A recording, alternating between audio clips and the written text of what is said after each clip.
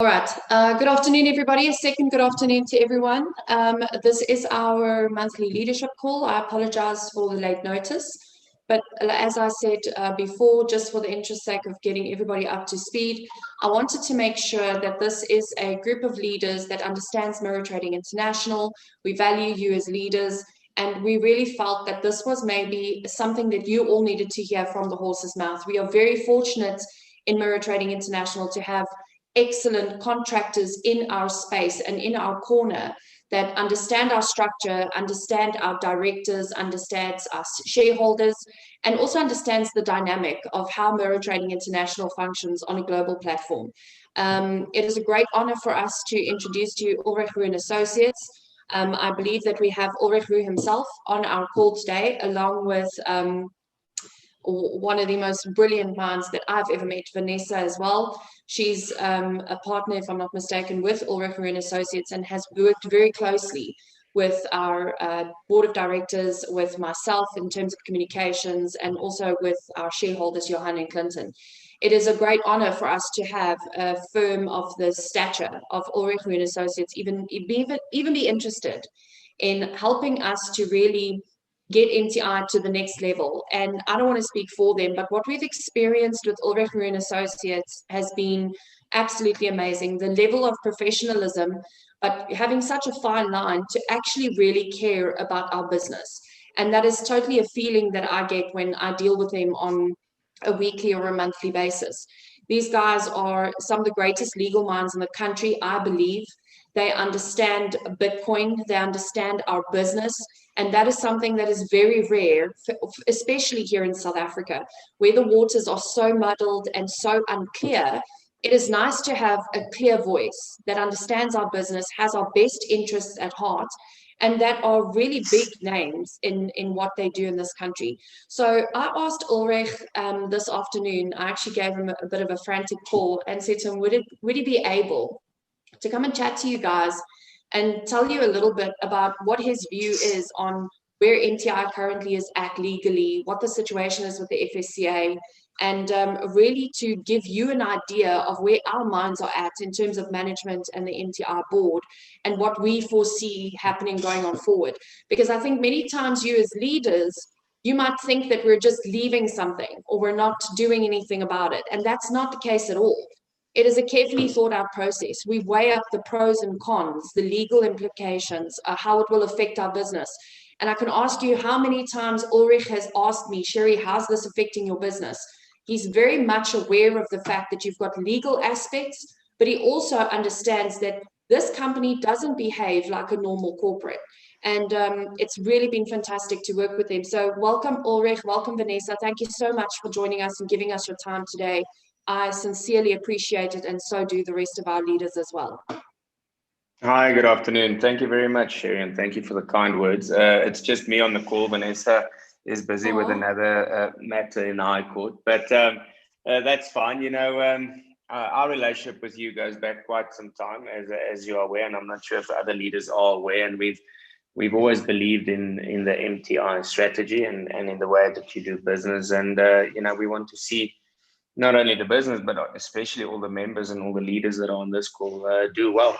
And I think that is the basis of all the negative attention that MTI is actually getting from the FSCA, is that they simply cannot fathom how a business can get such good returns for their members. And yes, I mean, we've pointed that out to them, that is why they are attempting to muzzle you, for lack of a better word, but we are fighting a good fight for you.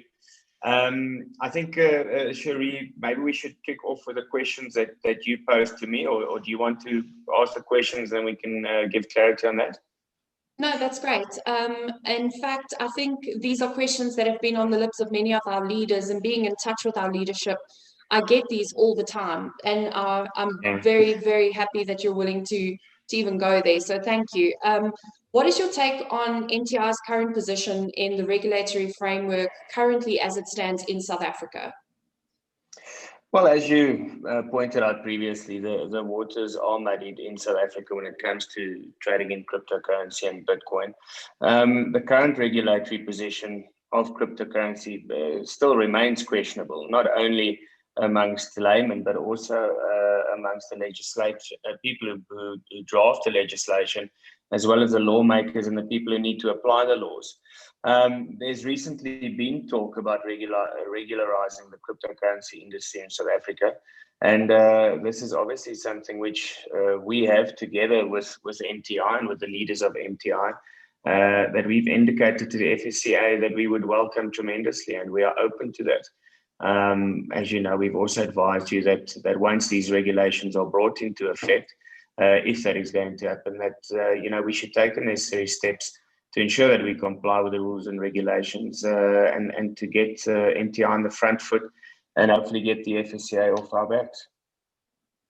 And so if I understand you correctly, where we stand right now is that there are no clear regulations for companies that function like MTI does.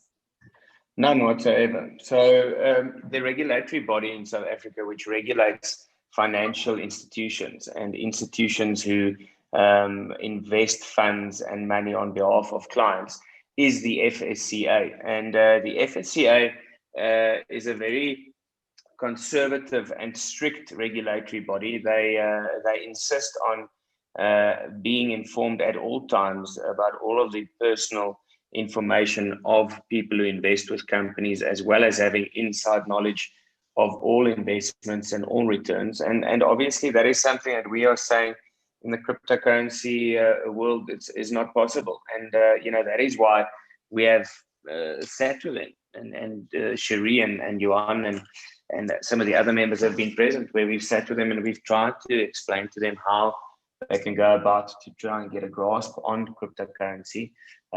We are not advocating that they become a policeman and a watchdog, but so that they understand the industry better, and then they would welcome, the returns that, for instance, MTI is getting for their clients. So we still offer all of our assistance to them, and it's still an open door policy from us as well as MTI to sit around the table and to try and for the FSCA to get a grasp on cryptocurrency and trading in cryptocurrency. But as of today and at this point in time, unfortunately, it seems as if they have no clue, to be honest, and they have no clue how to regularize it as well.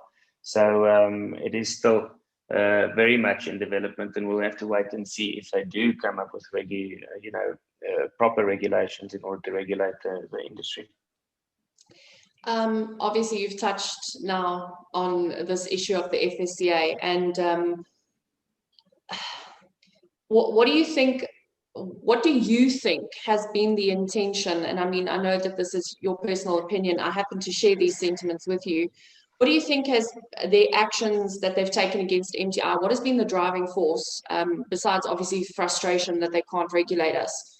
What do you see being the driving force behind what they've done? Press releases, the search and seizure warrants? Yes, well, from the outset, I must say that the actions taken by the FSCA have been unfortunate, to say the least. We have been together with you, communicating with them and providing them with all of the information that they have wanted over since the beginning of the year.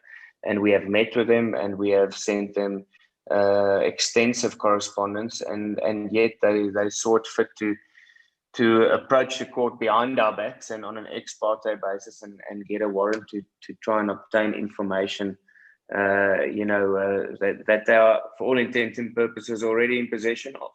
So to sum it up, I think that the reason for these actions is simply that they cannot fathom how people can get such a good return on their investments, because, as I've said before, it is a conservative regulatory body.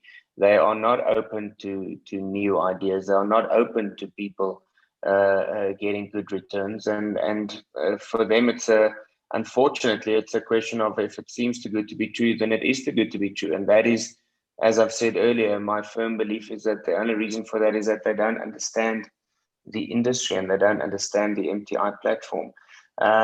So in short, I think, unfortunately, Cherie, that is exactly the answer, because of their lack of knowledge of cryptocurrency and their simple disbelief of the good returns that MTI is getting for their members, they have taken these steps, believing that there's going to be some, pot of gold at the end of the rainbow that they're going to get their hands on. And unfortunately for them, all of the information that they took possession of by using that search warrant has already been in their possession. So, one would have to wait and see what they do with it. But yeah, I think that is the main driving force behind their actions. Yeah, it's to create this picture that they could close NTI down and create fear in our members' minds, which some people latch onto, and then this spreads like wildfire because of the nature of the business. And I think as leaders, it's important that we know that that is exactly what the intention is to create that doubt. And when you play into that, we rob our members of the opportunity that is MTI. So again, I don't want to take too much of your time. So just quickly wanted to ask, legally, what can the FSCA do to shut down MTI's operations? I mean, we've had this conversation to death, but I think it's good for people to hear this from you. Yeah, so at this point in time, it is impossible for the FSCA to summarily close MTI. They would have to follow proper due processes. They would have to make out a proper case in a high court to point out alleged contraventions of acts and seek a court order to close the business. And I think that it would be very difficult for them to do that. Firstly, they approached the court on an ex parte basis, and the only reason why they did that is that they said that if they had given us notice that they wanted their hands on this information, they wanted to get their hands on the information, then we would have hidden or not disclosed it to them. But that would not be the case. If they were to try and bring any application or launch any action against MTI, they would have to give us full knowledge of that, and we would obviously have an opportunity to defend such an action or an application. And it is definitely not something that could happen overnight. Just to add on to what I said earlier, I think one of the main driving forces as well behind the FSCA's actions is they are definitely trying to destabilize the cryptocurrency market. And the way that you do that is to create doubt in the market and to start, you've never seen a regulatory body seen so many press releases as the FSCA does. And it is purely to try and cause confusion and destabilize, members who are getting great returns, and for them to start doubting those returns. So that is also a reason behind their actions. But just to put everyone's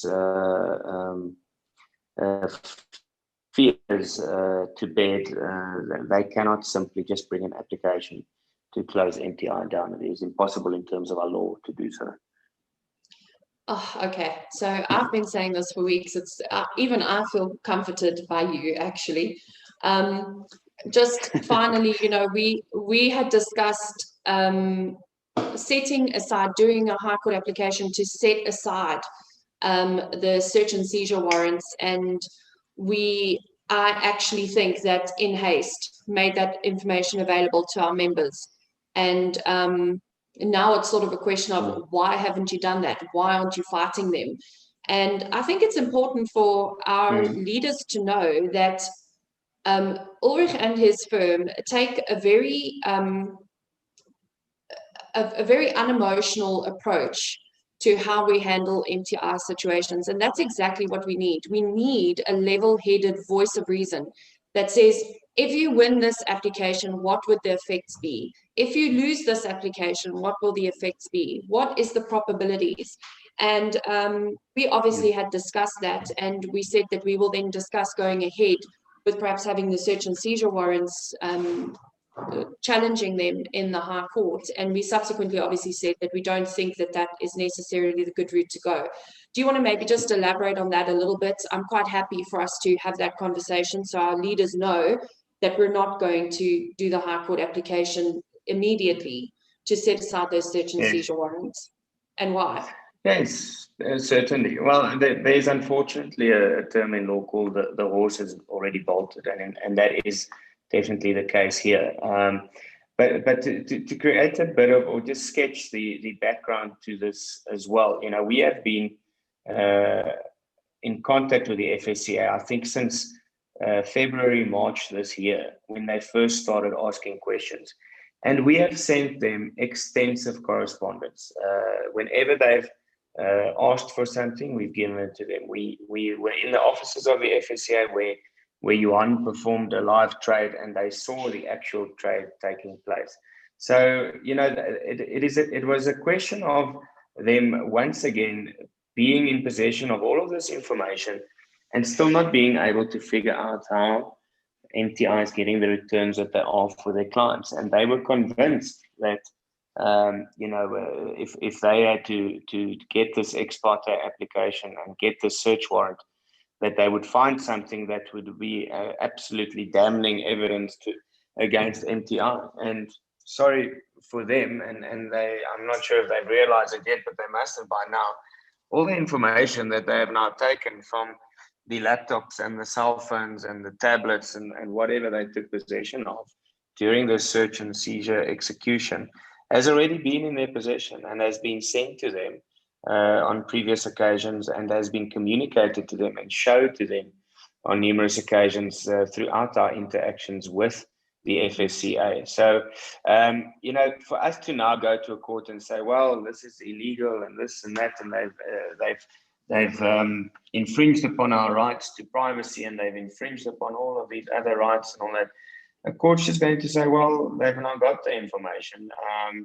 If you say, you as MTI, that everything is legitimate, then why don't you let them have it and look at it? It's not going to hurt anyone. And if they come out and it comes out that there was no evidence that they obtained through the search and seizure which was damning against MTI, then we will certainly demand a public retraction and apology for the execution of the search and seizure warrants, to set the record straight that it was a frivolous application. It was more of a fishing expedition without them having real knowledge that there was anything untoward on the systems that they took possession of. But to try and set the warrants aside now, unfortunately, is not going to benefit MTI whatsoever, because they are in possession of that information, and if they have been for quite some time, and they had downloaded it immediately the day that the search and seizure warrant was executed. But more than that, we have been open and transparent with them from the outset, and we still advocate that MTI does that. We have nothing to hide. We don't want to operate in a clandestine manner that people wonder what we do. We want them to know what we do, so that we can rather get them on board with us and get them to understand how MTI operates and how its members are doing so well, rather than to try and fight against us around every corner. So in the bigger picture, and when this happened, I spoke to Cherie immediately that Monday morning. She phoned me as the people arrived there. It was, I think, just before 8. And my immediate words to her was, it's horrible. It's shit. These people come into your house and they infringe your privacy and they take possession of your items. But there's definitely a silver lining to this, and that is that hopefully them being in possession of of all this information will open their eyes and will bring them closer to us, so that we can rather work together than them working against us all the time. And I'm still of that belief. So as Cherie pointed out earlier, there's no need to set the warrants aside now. Let them have a look at all the information and we'll take it from there. But I do guarantee you, and I do guarantee everyone else on the call, that if it comes out that there was nothing untoward found, which we believe is going to be the case, then we will definitely be getting a public retraction and apology by the FSCA for these actions. And thanks. I think all of the leaders can see that when I'm all hysterical and I phone you, I mean, you really do have a great way of putting things into perspective, and that's the value of having Ulrich Roux and Associates back MTI and being contracted to us, is that you do have a big picture view. You understand our vision, you understand the mission of MTI, and you sort of guide us through that process. And I think what Ulrich said that's very important, and Johann is going to be able to share this with you guys as well now, is we don't want to fight the FSCA. We don't want to antagonize them. Are we irritated by what they're doing? Absolutely. Was that search and seizure warrant completely unwarranted and horrible, like Ulrich said? Yes, it is. But at the end of the day, if we're talking about a company that's going to be here for many, many years, then we need to get into a space where they get themselves sorted out. And if there are any regulations in South Africa, which I'm not sure about if that's even going to happen because it's such muddy waters, that we comply with those regulations to continue servicing our members. Do we want to carry on fighting with the FSCA, or do we want to serve our members? Our focus is our members. It's not what Brandon Topham says on some MoneyWeb interview. So Ulrich, I just wanted to thank you. I don't know if there's any closing remarks from you, and then we can move on to our CEO, Johann Steynberg. No, thank you for having me. And as always, we are here to help and to provide clarity and information when you guys need it. And yeah, keep on fighting the good fight that you are, Sherry. Have a good weekend. We appreciate you guys. You've spoken me off a cliff a couple of times. I really do appreciate it in a big kind of way. All right. Thank you so much, Ulrich. I appreciate it. All right. Bye. All right, you guys, there you have it. You've heard it from Ulrich Roux and Associates. Go and do some research on them. Go and read up about what this firm does. When I say they're some of the best legal minds in this country, it's not because it sounds cool. They know exactly what they are talking about. And finding a firm that understands the regulatory process, that understands what NTI does, and that truly cares, you can hear Ulrich is on our side. He believes in NTI. He believes in what we stand for. And for him, it's about finding a legal framework that practically works for NTI. It might not always be practical to go to the High Court and try and set an order aside. And this is something that I've learned in this process. It is good to take advice from people that know what they're talking about. There you heard it from him. There are no regulations for companies such as NTI in South Africa. That is not my opinion. That is not anyone else's opinion. That is as it stands. And it doesn't matter what the FSCA says. It doesn't matter what Brandon Topham says.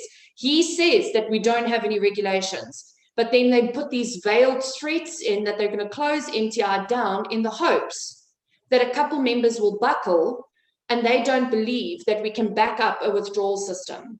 So at the end of the day, it is what it is. They're going to try and destabilize us. You've heard it from Ulrich Roux himself.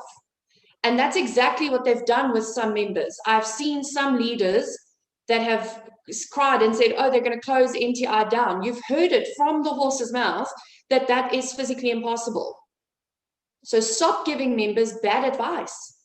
Because what are you going to say to those members that you've told to withdraw 2 months from now, when that member's then lost out on all the growth that NTI could have given them in their Bitcoin? You're going to have to be the leader that answers for that. And I know there's leaders that have told some of our teams in the last 2 weeks to withdraw. If you've done that, you've got some answering to do, because the member that you've told to withdraw on the threats or empty threats of the FSCA, that member's lost really good Bitcoin growth in the last 2 weeks. And if you're a member that's withdrawn on the instruction of your upline, go back and ask them, hold them accountable. It's not right. It's not right that we're telling our members to withdraw because we're afraid. If you want to withdraw because you need your Bitcoin or it's of your own volition, go for it. We encourage that. All right. We're going to move on to the next issue at hand. The issue with the FSCA is done. We are not going to put out a public statement. We are busy with running a company. We are busy with servicing our members. I could not care less about doing interviews and answering Brandon Topham and all that kind of nonsense. I don't have time for that. We have 250,000 members that need us. They need me as a communications and marketing head. They need our COO. They need our CEO, our shareholders and our management team, and they need you, the leaders. So let's stop putting our focus onto something that is done, and let's work on what needs our attention right now. I'd like to bring on our CEO, Johann Steynberg.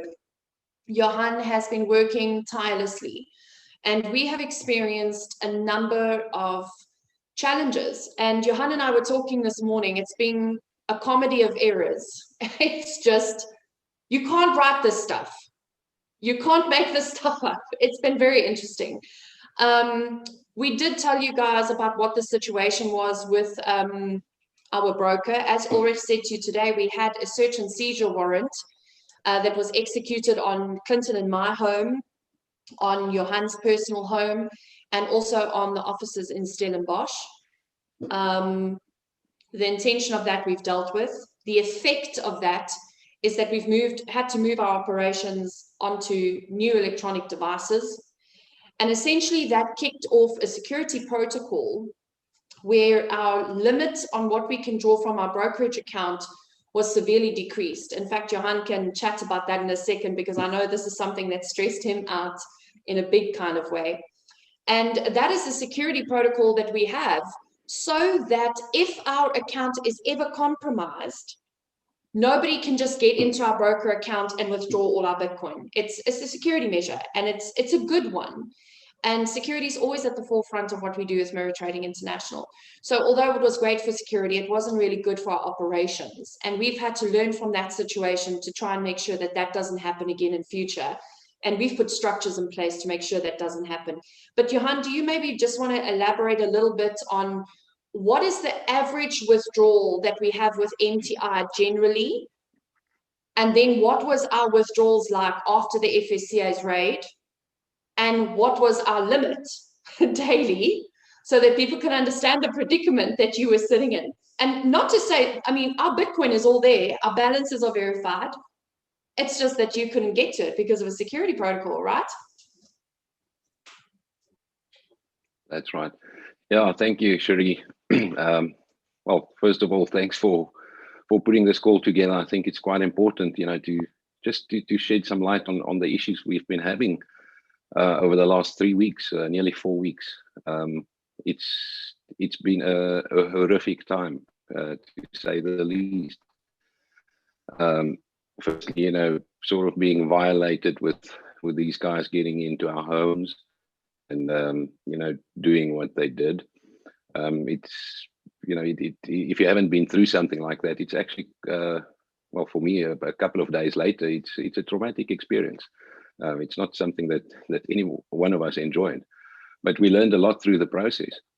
So what happened, and you touched on it quite a bit, Cherie, is that morning when they got into our homes, you know, one of our staff members emailed the broker, explained the situation, and the fact is that the broker does not know, you know, who is in possession of our account now, the passwords and all of that. So at that time, or prior to that morning, our daily withdrawal limit at the broker was 5,000 Bitcoin. So when this whole thing played out, through that email sent to the broker, a security protocol on their end triggered, and that brought our limit down to 50 Bitcoin a day, 50. Our average withdrawal on a Monday after the binary run ranges between 500 and 800 Bitcoin. The average daily withdrawal is in excess of 500. So you could understand the predicament. You know, we, since the 26th of October up until last night, over 5,000 Bitcoin was withdrawn out of MTI, successfully paid. We're not talking now about these couple that's still stuck. So if you do the math, you know, over 5,000 was paid out. We had a limit of 50, and that started increasing through the security protocol with 10% per day. At the moment, we, if I'm not mistaken, we back at over 600 Bitcoin a day, nearly 700, somewhere there. But yeah, it caused some major delays. And, you know, between Clinton and myself, we literally put in a vast amount of Bitcoin just to be able to pay out the members during this time. And that in itself put a lot of stress on both of our families, just for, you know, the fact that we literally subsidize the business because we know we're going to get it back. It's not an issue, but, you know, we yeah, I don't know how to explain it. But I think Yeah, what's other than also that, important to on say here, the Johann, and sorry, just to save you there, but no, carry on. I think people also need to know who set off that security protocol. I don't think that our leaders always understand what happened on that Monday. And Charlie Ward can come in here as well, because yes, Charles and I are related. He is my brother. We have worked together, never before this, the first time. But Charlie will tell you that that Monday morning, they swept in on the office, Johann's house, my home, and he could not get hold of any of the major role players in MTI corporate. And you can imagine what that does for a young guy who's stepped into the shoes of COO, leading this massive team with some of the biggest names in this industry. And to make it worse, his family, his nieces, his sister is in that house. And the first person I needed to try and get hold of is, I fought like crazy to speak to Ulrich, and I let my mom know what was happening, knowing that my mom would phone Charlie and just find out if Johann's okay, because they wouldn't let us call Johann. And trying to get Charles to speak to Johann's wife to try and sort that out, it was absolute chaos for that day. And the intention was to stop MTI operations for that day. And I knew that they would be taking Johann's devices. I put such a fight up in my house that I got them out of my house at 11. I think I was screaming and yelling at the top of my voice. You guys know me. I fight like crazy. Where they left my home, and I immediately, my first thought was, if they take Johann's devices, could they have access to our Bitcoin?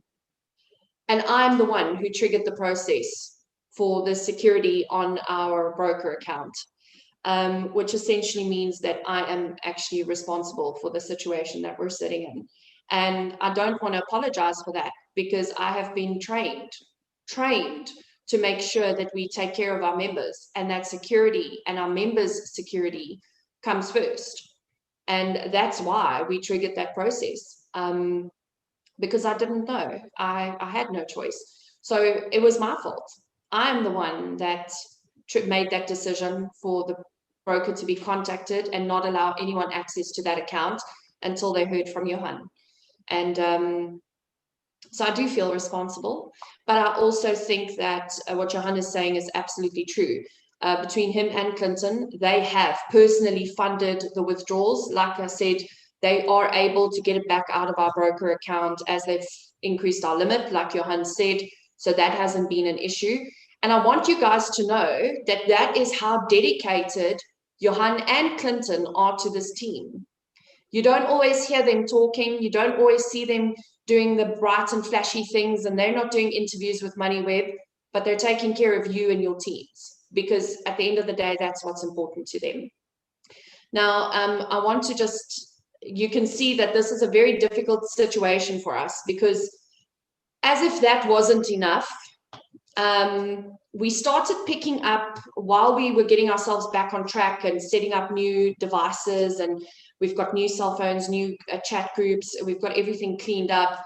And in the back of your mind, you still have this feeling that everybody is watching you, and it's a terrifying situation to be in. We start picking up irregularities from our leaders. Many of you would message us and say, hey, my downline's done a deposit and we can't, it's not showing in the back office. And we as management, we never take queries lightly, ever. And when members send them to us, you can quickly see a pattern developing. And over the last 4 weeks, every single possible attack that could be launched on MTI, and I think Johann will agree with me here, has been launched. This is the worst Absolutely. that we could have gone through.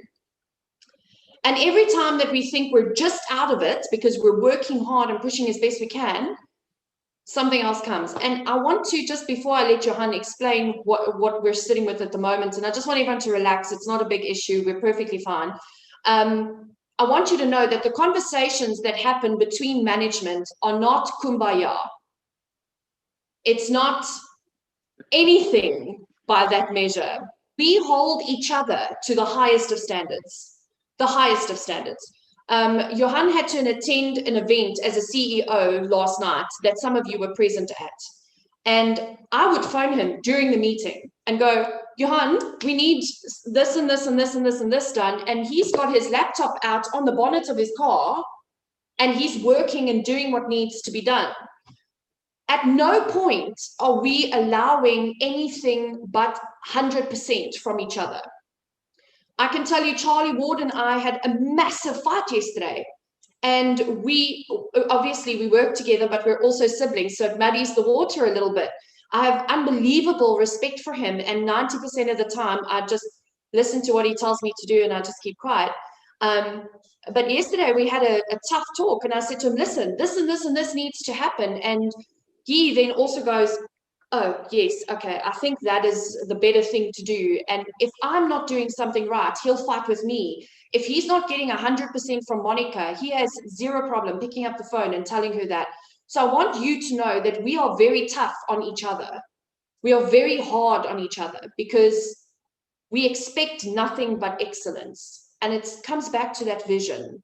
We have an expectation and we hold ourselves to that level of what we want to try and achieve.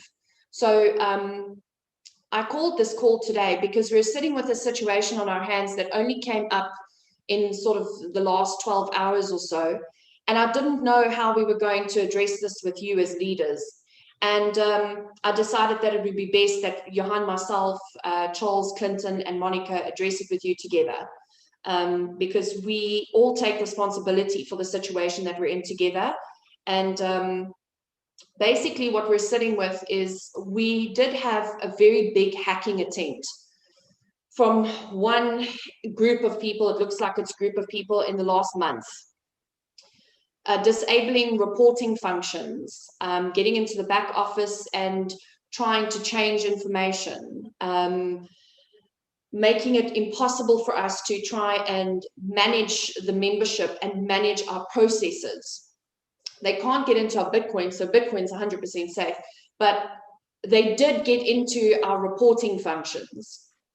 And that's why deposits weren't allocated, deleting a whole bunch of lists of deposits that were sent to MTI. You can imagine how that could send us into a tailspin.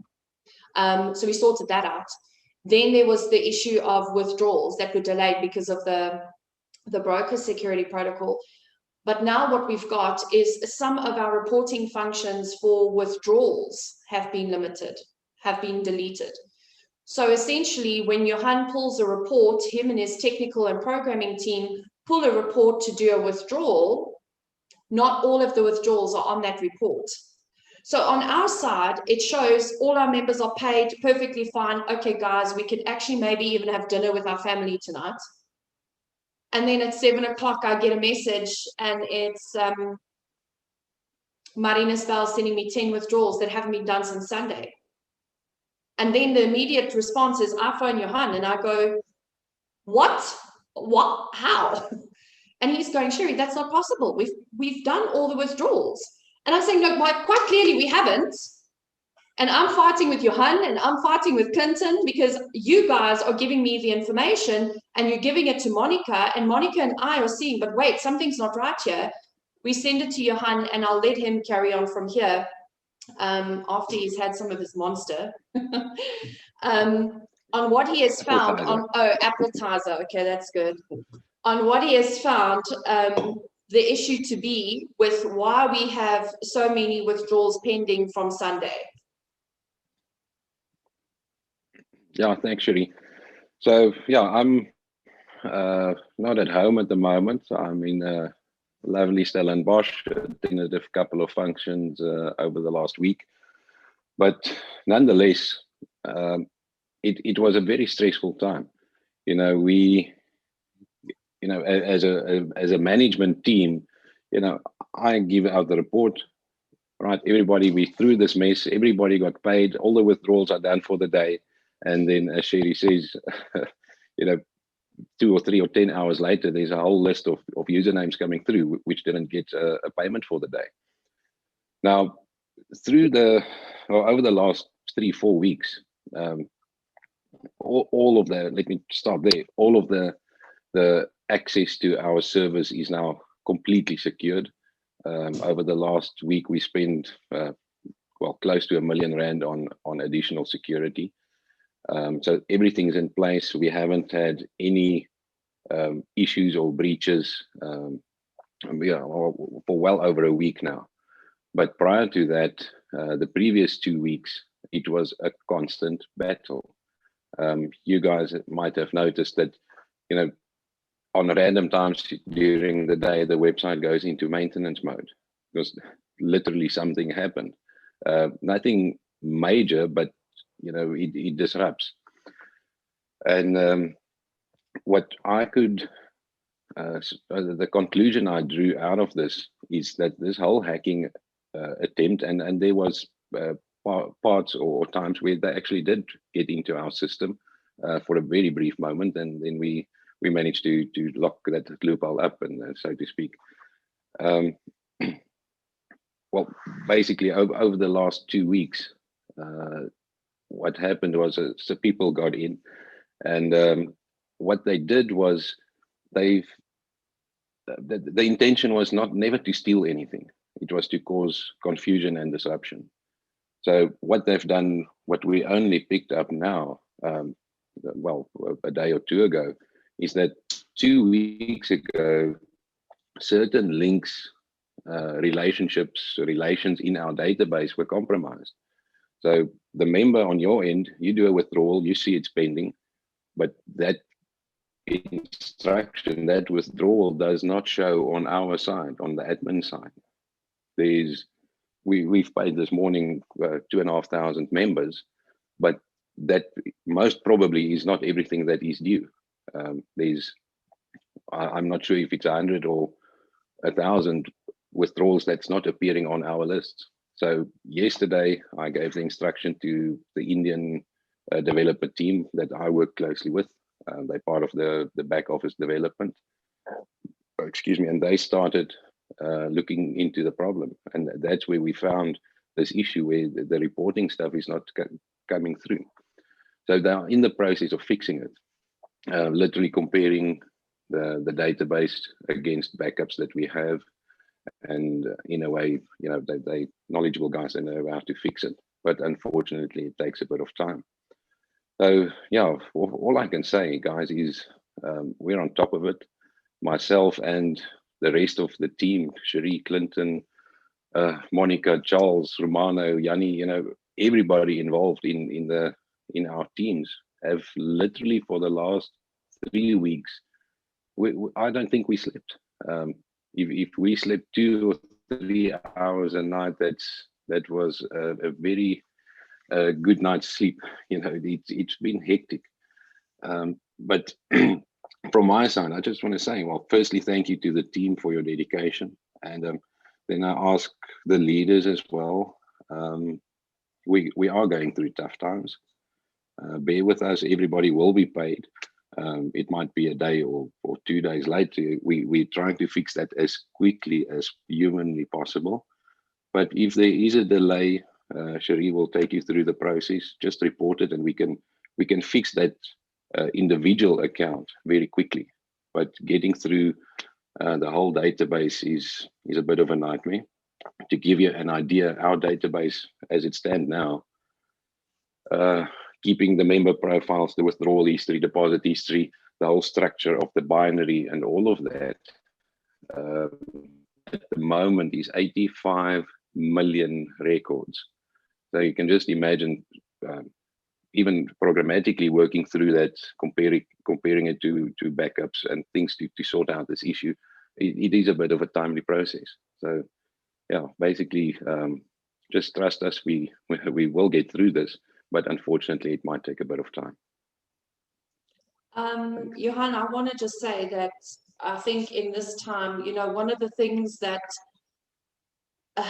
been out in the media is that we are not equipped to run a company like Mirror Trading International. And we've discussed this numerous times, and it's one of the allegations that were thrown out by the FSCA as well. And we had this discussion at board level and at management level too. where we were saying, you know, we need to take a good look at ourselves and say, can we do this? Because we understand the weight and the responsibility on our shoulders. At the end of the day, it's about servicing our members, and we can never forget that. It's not about Johann, it's not about me, it's not about Monica, it's not about Charlie or Clinton or Vince or Romano. It's not about any of those people. It's about our members.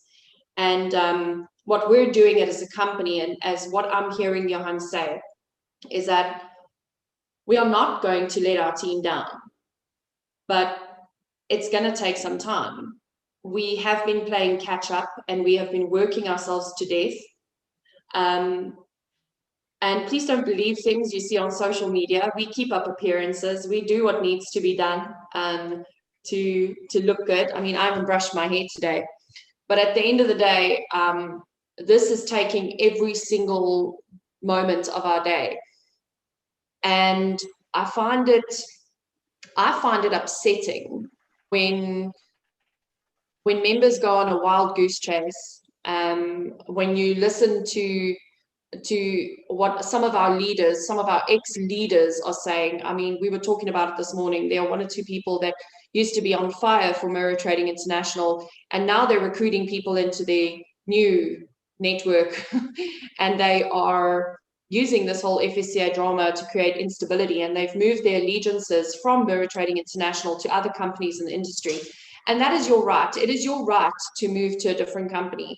And I'll tell you what Johann said to me this afternoon, and I agree with him wholeheartedly. Today is a chance for you as a leader to decide where you stand. And if it means that you're going to help us, we are not going anywhere. I think you can see Johann is not going anywhere. I'm not going anywhere. So sorry for everybody that doesn't like me. Life's tough. Clinton is certainly not going anywhere. And nor is Charlie, nor is Monica.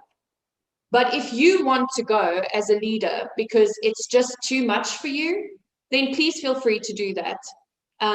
We always say, oh, it's so arrogant when you tell people, please withdraw. And you can see Johann's face. We have zero problem, zero, if every single leader withdraws from MTI. Yes, our feelings will be hurt, and we've made great friends and we've made great friendships. But this is not about forcing people to stay with the company.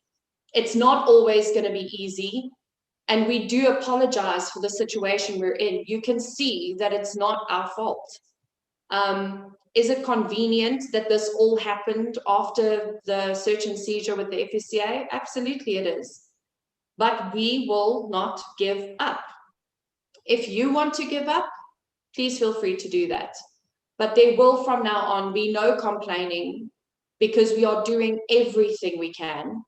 Members that are going to be harassing or attacking or accusing our support staff members, our management members, those members will be suspended. They will be given their Bitcoin, and they can move on to what they think is greener pastures. We want a membership that sees MTI's heart, that sees our intention, and that is willing to work with us, because at the end of the day, the service doesn't cost our members anything, but decency doesn't cost anything either. We are going through one or two challenges. We're working through them. We're giving it our best. And at this point, I'd like to just bring on Charlie Ward. I don't want to take too much more of your time. Charlie is our COO. Charlie comes from a corporate background. And this is where him and I butt heads quite often, because Charlie likes things to go the right way. For him, it's a very black or white personality thing, you know. There is a procedure to follow, and that procedure needs to be followed. And we need people like that in this organization that thinks of everything. But Charlie has done exceptionally well with guiding us through what, I hate the word crisis, but he's guided us through the hurdles that we've had in the last couple of weeks, and he's been the voice of calm. And I just want him to give you a little bit of an update on, with the current withdrawal situation that we're sitting with, where we're at. We have no idea how many withdrawals have been affected. So in the interim, while our developer team is sorting out the problem, we want to create a structure whereby we can start escalating things manually until our team has found the solution that will then create a solution for those people that have been affected. So Charlie, do you want to maybe just reiterate a little bit about what you have put in place with support? And then we can maybe get that process underway while Johann is working with our development team to solve the greater issue. Thanks, Sherry. And welcome, now that we're talking to each other again. Thanks, Sherry, and just want to thank everyone for making the time to be here this afternoon. I think this call was long overdue. I'd just like to reiterate that hearing it from Ulrich, even though I've heard everything that he said numerous times, but hearing it from him, it just reiterates that MTR is on the right path. We're associated with the right people. So I think, I hope everyone took from that brief discussion with Ulrich and it got to address some insecurities that we all might have to some extent. But hearing from someone that's not emotionally involved in the situation always just puts things in perspective for me. Yes. So regarding the corporate structure, you know, if we go back to August, a discussion that we had and something that I was quite vocal about is that the biggest fear that I have in the structures that we put in place is that our growth outgrows those structures. And can I confidently say we were prepared from a structural point of view to deal with everything that we've had to over the last 3 weeks? I can't say that because we wouldn't be having this call if we did. So we need to reevaluate. Even me, myself, it's been an extremely stressful week. I've had to take a few steps back and understand very well that as much as we try to apply a corporate structure to MTR, the MLM element of it is so strong. And if we don't leverage off that, we're kind of chasing our own tails. So in support was more than capable to deal with general queries and tickets being raised. We were making headway.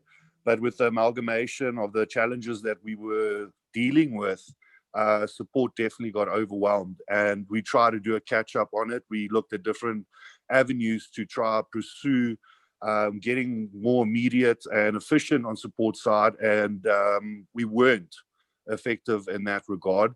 So this week, with the help of the leaders, we've managed to increase our capacity from support from having roughly 18 support members to over 47. Those members are currently focusing on the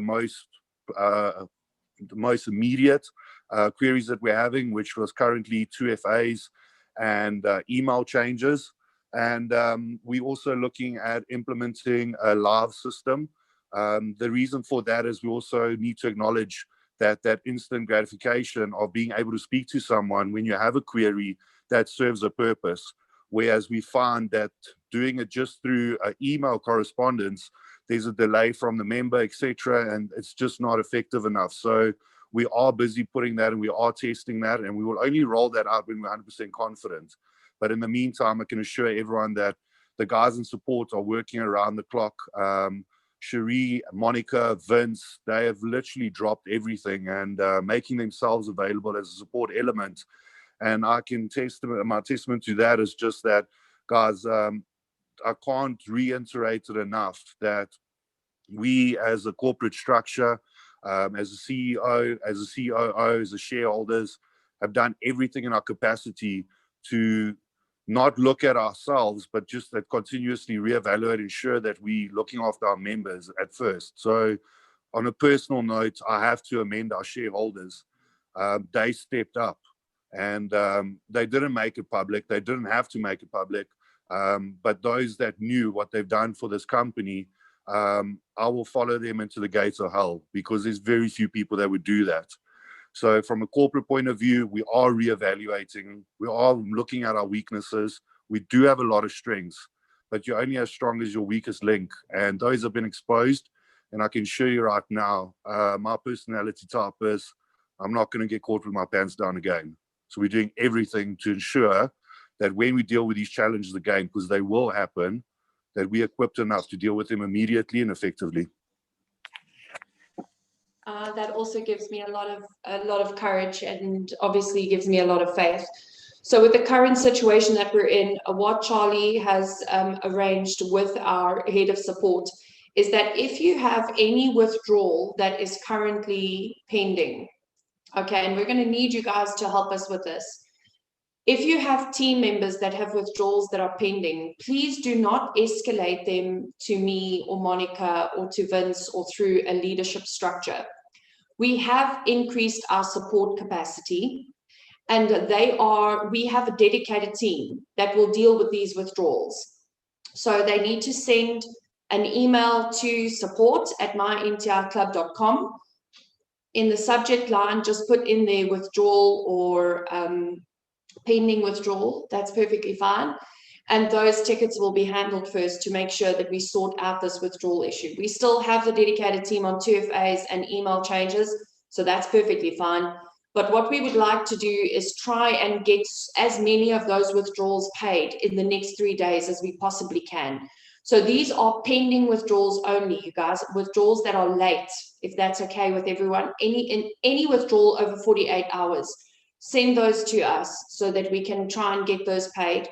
I spoke to Johann this afternoon and I said to him, is there any way that we can try and process withdrawals over the weekend? Now, we don't normally do that, but he's going to try and make a plan to get that done with our brokers so that they can release some Bitcoin to us over the weekend to do withdrawals. And our game plan is then to have 2 solutions for this problem. The problem is there are people waiting for withdrawals that are overdue, and we've got 2 solutions. The first one is our programming team is working on it. That, however, might take some time. So in the interim, we have put in a physical process where people can put in their escalations, and it seems to be a problem from Sunday onwards, you guys, just so everybody knows. It seems that the withdrawals are from Sunday onwards that are have been left out. So you can send an email to support@mynticlub.com, and basically all we need, if I'm not mistaken, and Johann and Charlie can just confirm this for me, is we need the username. That's all we need, because the transaction's there, it's just not pulling through to our records. So Johann, Charlie, is that correct? Support only needs the username? Oh, Yanni. I see Yanni's on the call. The username or user ID. Okay, fantastic. All right, there you have it, Yanni. He's actually helping us with that process as well. Been an absolute champion in the support office. Thank you so much, working closely with our head of support, Romano. So you can just put in the username. You as a leader, even if you want to send an email, please don't send duplicates. That is something that slows us down tremendously. So if you can just get the member to do the email, or you collate all of the emails together and send all the usernames and IDs of withdrawals that are pending through. We've got a dedicated team that is populating a structure for Johann to do those payments in batches. He's going to make himself available for the next 3 days, every hour on the hour, to take the fresh new withdrawals that we've received from team leaders and members via the support structure and to make those payments. But it's really just not functional when we escalate it through myself and Monica, because that incapacitates the 2 of us. And then what needs to be done on the corporate structure side and communication side then lags behind. Let's let support do what they're good at. We've increased the capacity. Monica and I have other pressing issues that need to get to. I need to give you guys your newsletter. So if we can use the escalation process through the email support@mynticlub.com, they will escalate those to Johann every hour on the hour. And those, we're anticipating that we can get that done over the weekend. Charles, I see you've unmuted yourself. Was there something else you wanted to add? Yeah, Sherry, I just want to reiterate that we have drawn up a macro. So as support is working through the tickets, to give you guys an idea, we've got 1,200 tickets to work through. And it's an alarming amount of tickets to go through, but we're finding that there's a lot of duplication on the tickets, and it's extremely time consuming. So we've drawn up a macro that once your ticket has been escalated and the macro has been applied, please just have confidence that it's been addressed and it will be paid. But continuously sending tickets through, we've had to put a support member on just to sift through all the duplications, where some members are sending 7 to 8 emails. So from a support point of view, we don't have a fair gauge of where we at and what progress we're making just due to the duplication. So if they can just reiterate that, you will be sent to a macro. When you've received that macro, it means that that support member is confident enough, it's been added to the list, and your payment will follow. All right. So, okay, you guys, thank you very much for that, Charles. That was it. And I didn't know how we were going to have this discussion with you as leaders. I didn't know how I was going to come and sit in front of you again today and say, we thought this problem was solved. It's not solved. And I think just in closing, you know, from Johann, and I want Clinton to do this as well.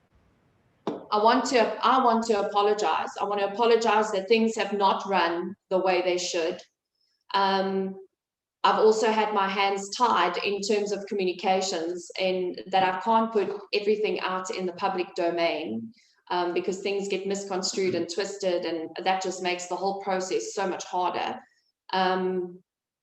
Our deposit link that was used to allocate deposits in the back office for people that didn't have their deposits allocated was infested in 2 minutes from it going public. So at the end of the day, communications is really tough, and I want to keep those lines open, but it's not always 100% possible. I am doing my absolute best, but I want to say I'm very sorry that you as leaders have taken a bit of flack for NTI. And I want you to know that I understand that, because I go through that every day, and we appreciate you. We wouldn't want to do this business without any of you. And we've all fostered such close relationships that those relationships are important to us, and we will not stop until we have got it 100% right. Clinton also just wanted to say something in closing. I think he's also been through a bit of a rough patch, and then I'll ask Johann just for some closing words, and we can call it a day then. Hi, everyone. Yeah, look, first of all, I just want to thank not just our leaders, but also obviously Johann, Charles, Monica, and anyone else I haven't mentioned. You know, I've always believed that obstacles come to instruct, not obstruct. So I think we've all grown as a team and a management as a whole. And, you know, I'd rather it happen now than when we're on 10 million members.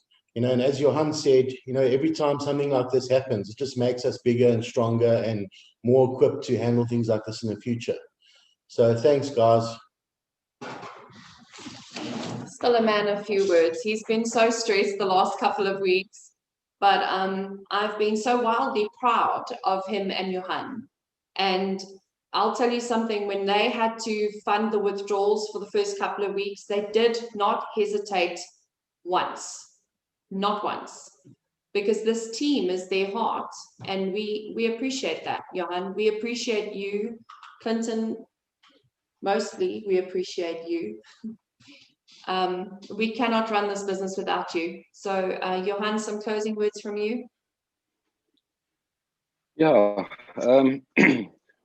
well, I just want to share something with you guys. You know, I'm down in Stellenbosch, attended 1 year in function, a golf day and a birthday, everything MTI related. And over the last 3 or 4 days, the amount of gratitude and thanks and, you know, congratulations, you name it, that I received, you know, not necessarily personally, but for us at MTI and the MTI team, it's phenomenal. I heard stories of people literally, their lives got changed. And, you know, I believe that, you know, we are fighting a big battle here, in flesh and blood, but also in spirit. And what gives me a lot of comfort is the fact that, you know, besides everything that happened, our trades are still running. I think, if memory serves me right, we paid 48 or 45,000 people binary run last week. That is everything that we are doing. We are serving the public, we are serving our fellow man, we are creating opportunities, and call it the evil spirits want to take that away, all the good that we are doing. And basically, I believe that if we just continue doing what we're doing, the withdrawal issues, it seems like a massive balls up and major crisis and issue. But within a couple of days or a week, everything will be back to normal. And then we can continue doing the good that we are doing. So to every leader on the call, it's part of your doing in changing lives, and the testimonials that I've received over the last 3 days. I just want to say a big thank you to you. This group alone has touched thousands and thousands of lives in South Africa and abroad. So thank you for that. Thanks, Johann. All right, so we're going to end off with this, is that we want to do this with you. We want to build this company with you as leaders. But if you feel that this challenge is just too big for you, and if you feel it's just too much for you to bear, then we don't want to force anyone to be with us. We don't want to force anyone to work with us. And we had this conversation at management level as well. It's not always going to be easy, but I can guarantee you that this team, Johann, Clinton, all the way down to the very last person at management and at corporate, has one intention, and that's to serve our members to the best of our and NTI's abilities.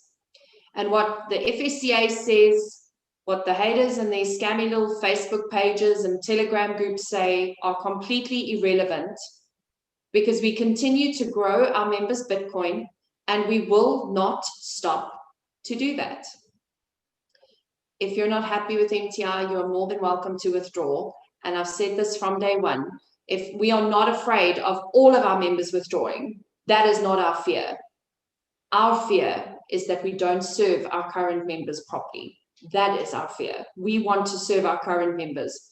We're not worried about the ones that withdraw. That's their right. And we actually encourage them to do that if they're not comfortable with MTI. So we want to thank you all as leaders. We hope that this call gave you some clarity, that it gave you some insight as to where our hearts are at. I think that in the absence of this conversation, people's imaginations run away with them, and that needs to stop. Grow some backbone, know what you know about MTI, and start standing up for this company. Stand up for Johann. This is the kind of man that you can back, and you can do that with surety, because we all back him. And like Charlie said, we will follow him wherever he goes, because we know where his heart is at, we know what he's capable of, and we know what his vision is, and we've bought into that vision. And that will not change. No amount of hate mail, no amount of pressure from the FSCA, no amount of ambiguity from regulators, none of that is going to change where we are going. We will not be pushed around. We will not stop servicing our members. So we're excited about the future. We know that the next couple of days are going to be challenging, and we're counting on you to help us through this process. And we also in advance want to just thank you for everything. Thank you for being on this call today. I will make the recording available just to check for Johann and Ulrich. And if they're happy with that, then we will post this onto our NTI YouTube channel, or we will send a link out onto private groups that you can share. So have a fantastic evening. We've got our 7 o'clock corporate Zoom call with Scott Smith tonight. If you wanted to hear a little bit of American excitement about MTI, you can come and join him. And have a look at the new success guide, you guys. It's really something for us to try and help the very last member to grow his organization, to understand the company, and to really explain it well to those around them. We really appreciate you all. Thank you so much for the membership, the board of directors that was on this call today, and also for our shareholders, and of course our COO, Charlie Ward. I appreciate you all immensely, and there's no one else that I would rather be building this company with than the bunch of you. Thank you so much, you guys. Have a good evening. Thank you. Have a good evening. Bye-bye.